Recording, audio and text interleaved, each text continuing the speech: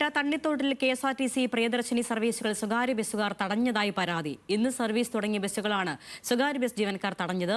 ഈ റൂട്ടിൽ ബ്ലൂ ഹില്ലിന്റെ 16 ബസ്സുകൾ മാത്രമാണ് സർവീസ് ഉണ്ടായിരുന്നത്. സമയം പാലിക്കാതെയാണ് പ്രിയദർശിനി ബസ് സർവീസ് നടത്തുന്നതെന്നാണ് ബ്ലൂ ഹിൽ ബസിന്റെ മാനേജർ പറയുന്നത്. MP ഫ്ളാഗ് ഓഫ് ചെയ്ത് ഉദ്ഘാടനം നിർവഹിച്ച ബസ്സിന് പെർമിറ്റ് ഇല്ല എന്നും ആരോപണമുണ്ട്.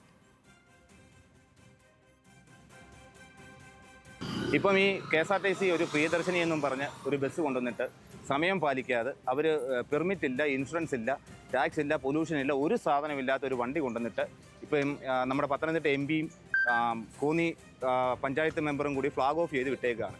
ഇൻഷുറൻസും ഇല്ല, ടാക്സും ഇല്ല. നമ്മൾ പരിവാഹനം നോക്കുമ്പോൾ ഒരു സാധനം ഇല്ലാത്തൊരു വണ്ടിയാണ് വിട്ടേക്കുന്നത്. രണ്ടാമത്തെ കാര്യം, അവർ സമയം ബോഡി വെച്ചിട്ട് അവർ ഓടിക്കോട്ടെ, നമ്മൾ അവർ ഓടുന്നതിന് ഒരു എതിർപ്പുമില്ല, അവർ ഓടിക്കോട്ടെ. അല്ലാത്ത പക്ഷം നമ്മുടെ ഈ 105ഓളം തൊഴിലാളികളുടെ കാര്യം ഈ പഞ്ചായത്ത് ഏറ്റെടുക്കണം. നമ്മളെന്ത് ചെയ്യാനാ? നമുക്കിത് നിർത്തിപ്പോവുള്ളൂ, നിവൃത്തി വേറെ. അവരുടെ ഇഷ്ടമുള്ള സമയത്ത് ഓടുവാണെങ്കിൽ പിന്നെ എങ്ങനെ ഈ പ്രസ്ഥാനം മുന്നോട്ട് പോകും? ബ്ലൂ ഹിൽ ബസ് ജീവനക്കാരുടേത് നീചമായ നടപടിയാണെന്ന് തണ്ണിത്തോട് പഞ്ചായത്ത് പ്രസിഡന്റ് ലില്ലി ബാബു പ്രതികരിച്ചു. ബ്ലൂ ഹിൽ ബസ്സുകാര് ഒന്നടങ്കം 10-11 ബസ് ഒന്നിച്ച് പോയെന്ന് പറയുന്നു. നമുക്കറിയത്തില്ല, ഇതൊരു നീചമായ കാര്യമാണ് ചെയ്യുന്നത്. ഇത് ബ്ലൂ ഹില്ലുകാർക്ക് തീരെ എഴുതി കൊടുത്ത പോലാണെന്ന് തോന്നുന്നു. തണ്ണിത്തോട് പഞ്ചായത്തിലെ ബസ്സിൻ്റെ സർവീസ് നമ്മൾ എല്ലാ പ്രദേശത്തും പ്രിയദർശിനി ഉണ്ടായിരുന്നു. നമുക്കറിയാം, നമ്മൾക്ക് ആദ്യമെന്ന് കിട്ടിയ ഇന്നത്തെ ചിങ്ങം 1 കിട്ടിയ ഒരു ദാനമായിരുന്നു ഈ പ്രിയദർശിനി. പക്ഷേ അവർ തടഞ്ഞു. എന്താ കാരണമെന്ന് നമുക്കറിയത്തില്ല. ശ്രീരാജ് ബാബു ചേരുന്നുണ്ട് വിശദാംശങ്ങളുമായി. ശ്രീരാജ്, ഈ സ്വകാര്യ ബസ് ഉടമ ഉന്നയിക്കുന്നത് പോലെ ഈ പെർമിറ്റ് ഇല്ലാതെ അല്ലെങ്കിൽ സമയം നോക്കാതെയൊക്കെയാണ് ഈ പ്രിയദർശിനി ബസ് ഓടിത്തുടങ്ങുന്നതാണല്ലോ ആരോപണം. ഇതിൽ എത്രത്തോളം വാസ്തവമുണ്ട്? ഇനിയിപ്പോൾ പ്രതിഷേധം ഇങ്ങനെ തന്നെ മുന്നോട്ട് പോവുകയാണെങ്കിൽ, പ്രതിഷേധ സാഹചര്യം ഇങ്ങനെ തന്നെ നിലനിൽക്കുകയാണെങ്കിൽ അതിപ്പോൾ പ്രിയദർശിനി ബസ്സിന്റെ മുന്നോട്ടുള്ള നാളെ മുതലുള്ള സർവീസിനെ ബാധിക്കുമല്ലോ.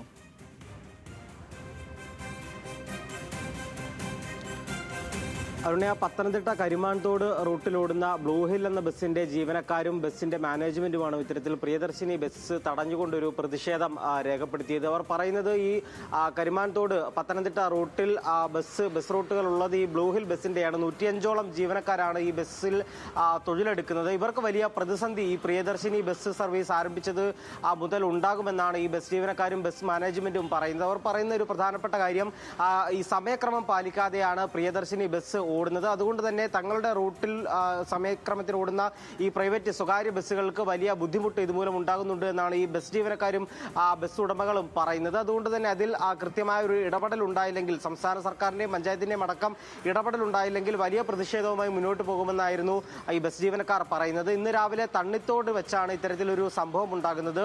പ്രിയദർശിനി ബസ് ഈ റൂട്ടിൽ ഇന്നാണ് ആദ്യമായി ആരംഭിക്കുന്നത്. ആന്റോ ആന്റണി MP അടക്കം ഫ്ളാഗ് ഓഫ് ചെയ്തുകൊണ്ടായിരുന്നു ഈ പരിപാടി അല്ലെങ്കിൽ ഈ ബസ് റൂട്ട് യാത്ര ആരംഭിച്ചത്. തുടർന്ന് തണ്ണിത്തോടെത്തിയപ്പോൾ ബസ് ജീവനക്കാർ തടയുകയായിരുന്നു. പിന്നീട് പോലീസ് അടക്കം ഇടപെട്ടാണ് ആ ബസ് റൂട്ട് വീണ്ടും മുന്നോട്ട് പോവുകയും ഈ പ്രൈവറ്റ് ബസ് ജീവനക്കാരെ, സ്വകാര്യ ബസ് ജീവനക്കാരെ അവിടെ നിന്നും നീക്കം ചെയ്യുകയും ചെയ്തത്. ഈ ബസ്സിന് പെർമിറ്റ് ഇല്ല എന്നടക്കമുള്ള കാര്യങ്ങളാണ് ഈ സ്വകാര്യ ബസ് ജീവനക്കാർ ഉന്നയിക്കുന്നത്. അതുപോലെ തന്നെ ഈ 105ഓളം ജീവനക്കാർ ഈ ബ്ലൂ ഹിൽ എന്ന ബസ് ഉടമയ്ക്ക് കീഴിൽ അല്ലെങ്കിൽ ബ്ലൂ ഹിൽ ബസ്സിൽ തൊഴിലെടുക്കുന്നുണ്ട്. ഇവർക്ക് വലിയ പ്രതിസന്ധി ഉണ്ടാകും. ഒന്നുകിൽ ഇവർ പഞ്ചായത്ത് ഏറ്റെടുക്കണം, സംസ്ഥാന സർക്കാർ ഇതിൽ ഇടപെടണമെന്നാണ് നിലവിൽ ഈ ബസ് ജീവനക്കാർ ആവശ്യപ്പെടുന്നത്. എന്തായാലും സംസ്ഥാന സർക്കാരിന്റെ ഒരു ജനകീയ പദ്ധതി, അത് തണ്ണിത്തോട് റൂട്ടിൽ യാത്ര ആരംഭിച്ചതിൽ വലിയ സന്തോഷമുണ്ട്, അല്ലെങ്കിൽ വലിയ അഭിമാനകരമായ പദ്ധതി എന്നൊക്കെയായിരുന്നു ഈ പഞ്ചായത്ത് പ്രസിഡന്റ് അടക്കം നേരത്തെ പ്രതികരിച്ചപ്പോൾ അവർ പറഞ്ഞത്. അതുകൊണ്ട് തന്നെ ഈ ബസ് ജീവനക്കാരുടെ ഭാഗത്തു നിന്നുള്ള ഈ ഒരു പ്രവൃത്തി അത് അംഗീകരിക്കാൻ സാധിക്കില്ല.